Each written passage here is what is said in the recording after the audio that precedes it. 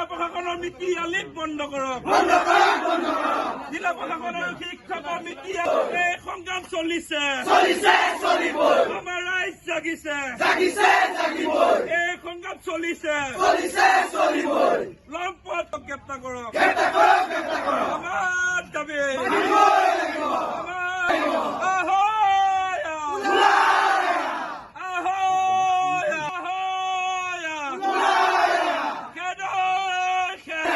উজ্জ্বল দায়িকক গ্ৰেপ্তাৰ কৰক উজ্জ্বল দায়িকক গ্ৰেপ্তাৰ কৰক উজ্জ্বল দায়িকক গ্ৰেপ্তাৰ কৰক চাওক আজি যোৱা 23 তাৰিখৰ দিনা তিনিগৰাকী পঞ্চমান ছাত্ৰীক এজন লম্পট শিক্ষকে শিক্ষাৰ পোহৰ বিলাবলৈ অহা শিক্ষকৰ নামত কলংক সনা সেই লম্পট শিক্ষক এই উজ্জ্বল দাৰিকে তিনিগৰাকী ছাত্ৰীক যৌন নিৰ্যাতন চলোৱাৰ পিছতো আজিৰ সময়লৈকে প্ৰশাসন নিমাত আৰু নীৰৱ।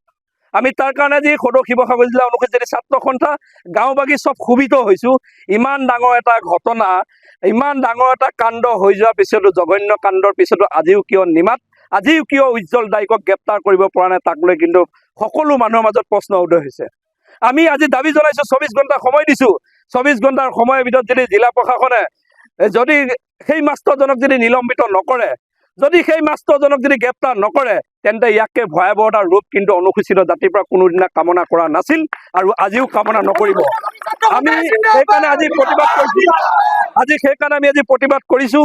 এই প্ৰতিবাদৰ মূল অস্ত্ৰ, মূল লক্ষ্য যদি প্ৰশাসনে ভাবিছে, এয়া যে 23 তাৰিখৰ পৰা এই 28 তাৰিখলৈ দিন যেনেকৈ পাৰ কৰালে, সেই দিনটো পাৰ কৰা যদি এটা যদি তেখেতলোকে আহিলা বুলি ভাবিছে, তেন্তে এইটো তেখেতলোকে ভুল ভাবিছে।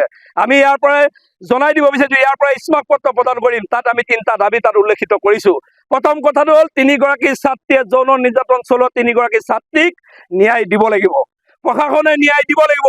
প্ৰশাসনে এক্টৰ চিডি এক্টৰ অধীনত যাতে সোপা ঢিলা কিবা লগাই যাতে আইনৰ ব্যৱস্থা কৰি পিনে যাতে 3 মাহৰ পিছত 15 দিনৰ পিছতে জামিন পাই পিনে মুক্ত আকাশত তলত যাতে বিচৰণ কৰি পিনাই 3গৰাকী ছাত্ৰী জীৱন ধ্বংস কৰা গোটেই এতিয়া প্ৰক্ৰিয়াটো আছে প্ৰশাসনৰ হাতত। প্ৰশাসনে কেনেদৰে বিচাৰ বিবেচনা কৰিব, তেওঁলোকৰো নিজৰ ঘৰত সতি সন্তান আছে। তাৰ কাৰণে মই প্ৰশাসনক আকৌ পুনৰবাৰ আহ্বানো জনাইছোঁ। লগতে জিলা প্ৰশাসনক আহ্বান জনাইছোঁ, এই শিক্ষকজনে 23 তাৰিখে হৈ যোৱা ঘটনাটোৰ পিছত আজি 28 তাৰিখলৈকে নিলম্বিত নোহোৱাকৈ কেনেকৈ ৰক্ষণাবেক্ষণা দিছে, তাক লৈ কিন্তু এটা প্ৰশ্নবোধক চিন হৈছে।